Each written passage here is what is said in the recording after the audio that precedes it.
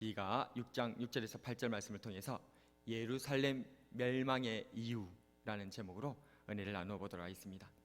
에스라와 느헤미야는 우리에게 두 권의 책으로 알려져 있지만 유대인 전통에서는 한 권의 책입니다. 바벨론 포로가 된 지 70년 후 예레미야 선지자 예언대로 유대인들은 예루살렘으로 돌아와 성전을 재건하였습니다. 이 성전 재건의 역사는 에스라와 느헤미야에서 세 명의 위대한 지도자 중심으로 기록되어 있는데요. 에스라 1장에서 6장까지에는 왕족 스룹바벨을 통하여서 중심으로 기록되어 있고요. 또 에스라 7장에서 10장까지에서는 학사 에스라를 중심으로 성전 재건이 기록되어 있고요. 마지막으로 느헤미야서에서는 총독 느헤미야를 중심으로 성전과 성벽 재건의 이야기가 기록되어 있습니다. 여기서 우리는 한 가지 질문을 해볼 수 있어야 하겠습니다. 왜 성전을 재건해야 하는가? 왜 성전을 재건해야 하는가? 정말 황당한 질문이죠. 성전을 재건해야 되는데 왜라니? 성전 당연히 재건해야 되는 것이지 라고 생각할 수가 있겠습니다만 이 질문은 매우 중요합니다. 다시 한번 질문해 보겠습니다. 하나님께서 무너지게 하신 예루살렘 성전은 왜 또다시 재건되어져야 하는 걸까요? 조금 더 구체적으로 제가 풀어보았습니다. 성전은 하나님께서 무너지도록 하셨거든요. 그럼 하나님께서 무너지도록 하신 이 성전을 왜 우리는 재건해야 하는 것일까요? 성전은 하나님께서 거하시는 하나님의 집이요, 하나님께서 기도를 들어주시겠다 약속하신 처소이기 때문에 당연히 성전은 재건되어져야 할 줄로 믿습니다. 그런데도 하나님께서는 성벽은 파괴되고 성전은 불살라지게 하셨습니다. 금과 은과 동으로 만들어진 아름다운 하나님께 바쳐드린 그 성전 기물들은 모조리 바벨론에게 빼앗기게 하셨습니다. 우리는 성전을 재건하기 전에 먼저 이런 질문을 던져야 하는 것입니다. 왜 하나님께서는 성전이 무너지게 하셨던 것일까? 유다가 멸망하도록 하고 성전이 무너지도록 하신 하나님의 뜻을 알아야만 올바른 성전 재건의 방향이 세워지게 될 것이기 때문입니다. 오늘 우리는 유다와 예루살렘이 멸망한 후 성전 재건을 위해 노력한 세 명의 위대한 인물을 중심으로 성전 재건에 담긴 하나님의 뜻을 한번 알아보도록 하겠습니다. 첫 번째로 스룹바벨과 에스라, 느헤미야의 입장에 대해서 한번 살펴보도록 하겠습니다. 스룹바벨의 입장을 먼저 한번 살펴볼 텐데요. 스룹바벨은 여호야긴 왕의 손자로서 대제사장 여호수아와 함께 예루살렘으로 귀환한 유대 총독이었습니다. 바벨론이 멸망하고 바사 왕 고레스가 왕이 되자 고레스는 하나님의 감동으로 예루살렘 성전 재건을 명령하였습니다. 이에 스룹바벨은 고레스 왕의 명령대로 수많은 유다 백성들을 이끌고 예루살렘으로 돌아와서 성전을 재건합니다. 그의 목적은 첫 번째로 고레스 왕의 명령대로 예루살렘 성전을 재건하는 것, 두 번째로 남왕국 유다를 부활시키는 것, 이것이 스룹바벨의 목적이었습니다. 그래서 그는 성전 재건을 도우러 온 당시 예루살렘과 주변에 거주하고 있었던 사마리아인들과 예루살렘 거민들을 거절해버리고 포로에서 귀환한 남유다 사람들로만 예루살렘 성을 재건하겠다라고 선언해 버렸던 것입니다. 에스라 4장 3절에서 4절을 보면 스룹바벨과 예수아와 기타 이스라엘 족장들이 이르되 우리 하나님의 성전을 건축하는데 너희는 우리와 상관이 없느니라. 바사왕 고레스가 우리에게 명령하신 대로 우리가 이스라엘 하나님 여호와를 위하여 홀로 건축하리라 하였더니 이로부터 그 땅 백성이 유다 백성의 손을 약하게 하여 그 건축을 방해하되. 스룹바벨의 목적은 고레스 왕의 명령대로 예루살렘 성전을 건축하고 또 유다를 재건하려고 하는 그런 목적을 가지고 있었기 때문에 유다 외에 이방인들의 그러한 협력들을 거절했다 그 말입니다. 두 번째, 에스라의 입장에 대해서도 한번 살펴봅시다. 에스라는 대제사장 아론의 후손이며 율법학사였습니다. 바사왕 아닥사스다의 호위로 제2차 포로기환을 이끌어내었고 예루살렘으로 떠나기 전에 먼저 금식 기도를 선포한 후 예루살렘으로 돌아와 성전 재건을 독려하고 재건된 성전에서 열심히 율법을 가르쳤던 학사 에스라. 사실상 구약 성경의 역사서의 두 축이라면 모세 선생님이 있다면 두 번째는 이 에스라 선생님입니다. 그래서 이 에스라 선생님이 다시금 포로로 귀환한 이스라엘 백성들, 유다인들의 역사를 재건시키고 성전을 재건시키고 하나님 안에서 유대인들을 다시금 세워나갔던 위대한 인물, 마치 모세 선생님에 비견할 정도로 모세 선생님이 애굽에서 포로로 나왔던 이스라엘 백성들을 하나님 나라로 만들었다면 이 에스라 선생님은 바사에서 포로되어서 나왔던 유다인들을 하나님 나라로 이끌어내었던 사람이 바로 이 에스라 선생님입니다. 그러므로 우리는 이 에스라 선생님에 대한 평가절하에 대한 그런 생각들이 많이 있는데요. 어쨌든 이 에스라 선생님은 제2차 포로 귀환을 이끌어내었던 성전 재건의 주축이 된 인물이었습니다. 그 에스라 선생님의 목적은 무엇일까요? 그것은 첫 번째로 성전을 재건하고 두 번째로 백성들에게 율법을 가르치고 마지막으로 다시금 유다 민족의 정체성을 확립하는 것이었습니다. 그래서 에스라 선생님은 이방 여인과의 결혼한 이스라엘 백성들을 죄를 회개하고는 더 나아가서 이방 결혼으로 얻은 아내와 아이들조차도 쫓아보내도록 명령합니다. 에스라 10장 3절 그리고 10절에서 11절 한번 제가 읽어드리겠습니다. 곧 내 주의 교훈을 따르며 우리 하나님의 명령을 떨며 준행하는 자의 가르침을 따라 이 모든 아내와 그들의 소생을 다 내보내기로 우리 하나님과 언약을 세우고 율법대로 행할 것이라. 제사장 에스라가 일어나 그들에게 이르되 너희가 범죄하여 이방 여자를 아내로 삼아 이스라엘의 죄를 더하게 하였으니 이제 너희 조상들의 하나님 앞에서 죄를 자복하고 그의 뜻대로 행하여 그 지방 사람들과 이방 여인을 끊어버리라 하니. 에스라 선생님은 유대인을 정립하기 위해서 유대인의 순수성을 회복해 나가기 위하여서 심지어 이방 여자와 결혼하고 아이까지 난 사람들조차도 그 이방 여자와 아이들을 이혼시키고 쫓아내버렸어요. 느헤미야 총독의 입장은 또 어떠할까요? 느헤미야 총독은 주전 444년 이후 유다 지방을 다스렸던 총독입니다. 앞서 에스라를 보냈던 바사왕 아닥사스다는 예루살렘의 성벽 재건을 위해서 이번에도 이 느헤미야를 예루살렘으로 파송하였습니다. 당시는 12년 전 예루살렘 성전을 재건하려던 에스라의 계획이 반대자들의 방해로 인해 중단되어 있었던 상태였는데요. 느헤미야는 자신이 가지고 간 왕의 조서를 근거로 예루살렘 성벽 건축을 시작했고 결국 52일 만에 성벽을 재건해내는 쾌거를 이루어내게 됩니다. 이러한 느헤미야 총독의 목적은 그럼 무엇일까요? 그는 첫 번째로 성벽을 재건하여 유대인의 신앙과 삶을 보호하려고 하였고, 두 번째로 유대인만의 생활을 정립하려고 하였습니다. 그래서 느헤미야는 암몬 자손 도비야를 축출하고 이방인 아내와 이혼하게 하고 안식일을 지키기 위해 이방인과의 단절을 선언하였습니다. 느헤미야 13장 29절에서 31절에 제가 읽어드리겠습니다. 내 하나님이여, 그들이 제사장의 직분을 더럽히고 제사장의 직분과 레위 사람에 대한 언약을 어겼사오니 그들을 기억하옵소서.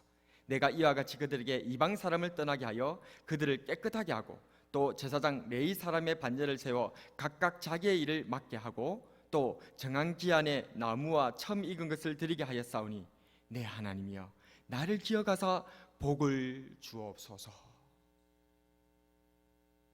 이처럼 스룹바벨 총독, 학사 에스라, 또 느헤미야 총독의 그런 입장에 대해서 우리가 한번 살펴보았습니다. 그리고 두 번째로는 이 스룹바벨, 에스라, 느헤미야 이 세 사람의 공통점에 대해서 말씀드려보겠습니다. 이분들은 다 공통점이 있습니다. 어떤 공통점이 있는가? 첫 번째로 하나님께 감동받은 바사왕이 이들을 예루살렘 재건을 위해서 보냈다는 거예요. 그래서 스룹바벨 같은 경우에서는 고레스 왕이 보냈고 에스라, 느헤미야 같은 경우에서는 아닥사스다 왕이 보내게 되어지죠. 두 번째로 이들의 공통점은 이방인들과 분란에 휩싸이게 됩니다. 그래서 에스라, 느헤미야서를 다 읽어보면 이 스룹바벨도 이방인들과 사마리아인들이란지 그 주변 이방인들과 그런 분란에 휩싸이게 되어지고, 또 에스라 선생님도 이방인들과 분란이 이렇게 되어지고, 또 느헤미야 선지자도 이방인들과 분란에 휩싸이는 그런 모습들이 공통적으로 나타나게 됩니다. 또 마지막으로 결론적으로 그래서 이들 세 명은 공통적으로 그렇게 이방인들과 분리를 선언하여서 분리를 이뤄냅니다. 그럼 이방인들과 분리를 이뤄내어서 유대인의 순수성과 정통성을 그렇게 확보했다면 하나님께서 어떻게 해주셔야 되겠습니까? 하나님 나라를 다시 회복시켜줘야 되겠죠. 그런데 놀랍게도 셋의 공통점은 이방인과 분리를 했는데 이상하게 찜찜하게 마무리가 됩니다. 뭔가 잘 회복이 되지 않아요. 해결이 되지 않는다 그 말입니다. 뭔가 이상한 점을 눈치채셨습니까?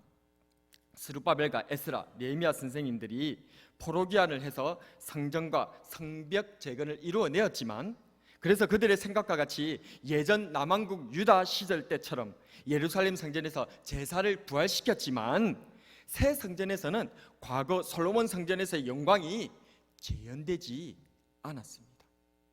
탈무드의 기록에 따르면 재건된 스룹바벨 성전에는 솔로몬 성전과 비교해서 5가지가 없었다라고 기록되어 있는데요, 그것은 첫 번째로 제단에 거룩한 불이 없었다, 두 번째 하나님의 영광을 나타내는 세키나 임재의 구름이 없었다, 세 번째로 법궤와 그룹이 없었다, 네 번째로 우림과 둠밈도 없었다, 다섯 번째로 예언의 영도 임하지 않았다. 그래서 유대인들의 전통으로 기록되어 있었던 이러한 이 탈무드 기록에서도 이 새롭게 재건된 스룹바벨 성전, 그리고 스룹바벨, 에스라, 느헤미야 선지자가 그렇게나 노력하고 심혈을 기울여서 하나님 나라를 다시 유대 백성들을 하나님 앞에 올바로 세워내려고 그렇게 노력을 했는데, 그런데 5가지가 없더라는 것입니다.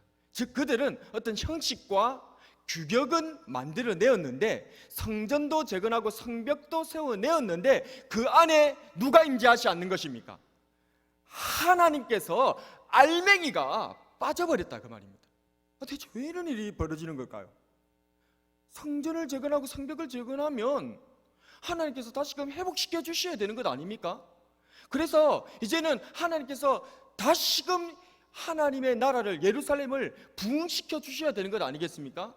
그런데 놀랍게도 성경의 정언은 바로 이렇게 스룹바벨, 에스라, 느헤미야로 이어지며 성전과 성벽 재건을 이루어내고 유대인들의 성결을 이루어내고 그렇게 이방인들을 축출하면서 그렇게 나아갔지만, 하나님의 응답은 이로부터 430년 동안 침묵하시는 것이 하나님의 응답이었습니다. 즉 구약 역사는 여기서 끝나버리는 거예요.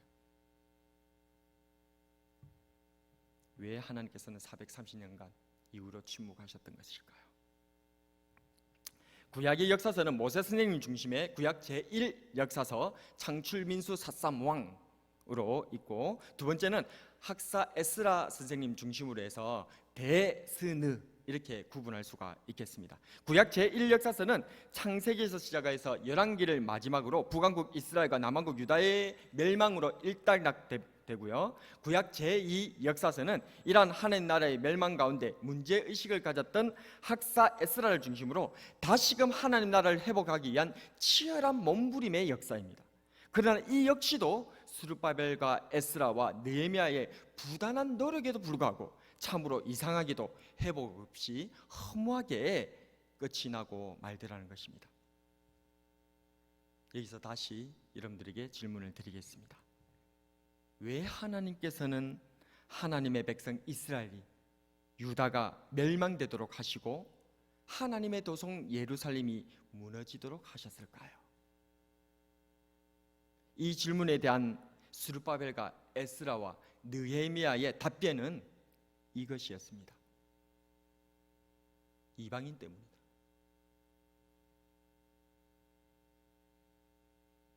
그래서 스룹바벨도 성전 건축에서 이방과 통혼한 사마리아인들을 배제하였고, 학사 에스라도 이방 결혼한 자를 강제로 이혼시켰으며, 총독 느헤미야도 이방 사람들을 떠나게 하였던 것입니다. 그렇다면 과연 정말로 이스라엘의 멸망이 이방인 때문이었습니까? 구약 역사서는 느헤미야를 이어 에스더에서 끝나고, 하나님의 말씀은 이제 욥기, 시편, 잠언, 전도서, 아가로 이어지는 노래들로 불려지게 됩니다. 왜 하나님께서는 하나님 나라의 멸망 이후에 도리어 노래를 부르시는 것일까요? 노래에서 중요한 것은 무엇입니까? 사실 전달입니까? 감정 전달입니까? 노래에서는 논리가 우선입니까? 공감이 우선입니까? 그렇습니다. 감정의 이야기, 공감의 이야기, 마음의 이야기가 노래입니다. 하나님께서는 시가서를 통해서 하나님의 마음과 그 마음에 공감하는 마음들에 대해서 말씀하고 싶으셨던 것입니다. 그리고 이어지는 선지서들에서 하나님께서는 우리에게 무엇을 원하시는지를 밝혀 보여주셨습니다. 마음이 완악하여 공의에서 멀리 떠난 너희여 내게 들으라. 그러나 너희 백성은 배반하며 반역하는 마음이 있어서 이미 배반하고 갔으며, 너희는 너희가 범한 모든 죄악을 버리고 마음과 영을 새롭게 할지어다. 이스라엘 족속아, 너희가 어찌하여 죽고자 하느냐. 그리고 구약성경 마지막인 말라기 2장 2절에서는 이렇게 말씀하십니다. 같이 띄워주는 거 한번 읽어보도록 하겠습니다. 시작. 만군의 여호와가 이르노라. 너희가 만일 듣지 아니하며 마음에 두지 아니하여 내 이름을 영화롭게 하지 아니하면 내가 너희에게 저주를 내려 너희의 복을 저주하리라. 내가 이미 저주하였나니 이는 너희가 그것을 마음에 두지 아니하였음이라. 아멘. 그렇습니다. 마음이 문제입니다. 이방인이 문제가 아니고 성전이 문제가 아니고 내 마음이 문제였던 것입니다. 하나님의 마음도 이해하지 못하고 내 마음이 하나님에게서 떠난 것도 알지 못한 채 그저 또다시 예전으로 돌아가서 예전과 같이 성전을 재건하고 예전과 같이 제사 드리고 예전과 같이 율법을 듣는 것이 무슨 의미가 있단 말입니까?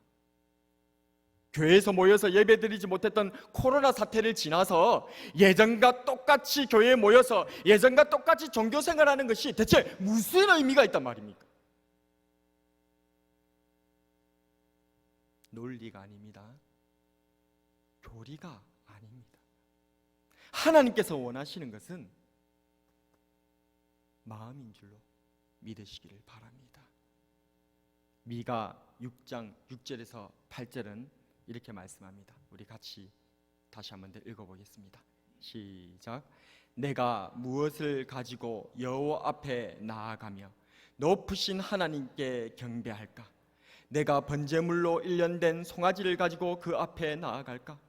여호와께서 천천의 순양이나 만만의 강물 같은 기름을 기뻐하실까? 내 허물을 위하여 내 맏아들을 내 영혼의 죄로 말미암아 내 몸의 열매를 드릴까? 사람아, 주께서 선한 것이 무엇임을 너에게 보이셨나니 여호와께서 내게 구하시는 것은 오직 정의를 행하며 인자를 사랑하며 겸손하게 내 하나님과 함께 행하는 것이 아니냐.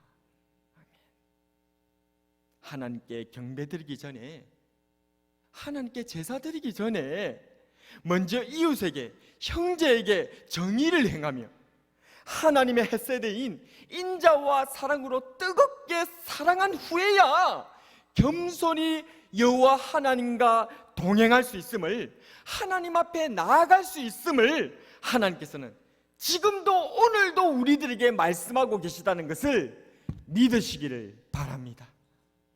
말씀을 정리하겠습니다. 오늘은 북왕국 이스라엘이 멸망하고 남왕국 유다조차도 멸망한 후 다시금 예루살렘과 유다를 재건하려던 스룹바벨과 에스라와 느헤미야에 대해서 묵상해 보았습니다. 그들은 모두 훌륭한 하나님의 일꾼으로서 열정적으로 하나님 나라를 재건하려고 노력하였지만 하나님의 마음을 헤아리지를 못한 채 성전과 율법으로 유대 나라를 재건하려고만 하였습니다.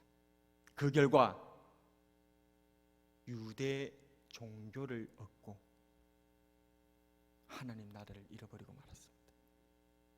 그것이 바로 신약 성경 예수님께서 오신 배경이 됩니다.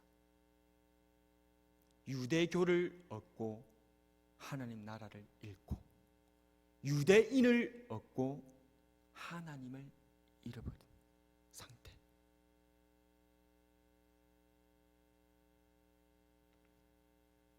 하나님께서 원하시는 것은 우리들의 마음입니다.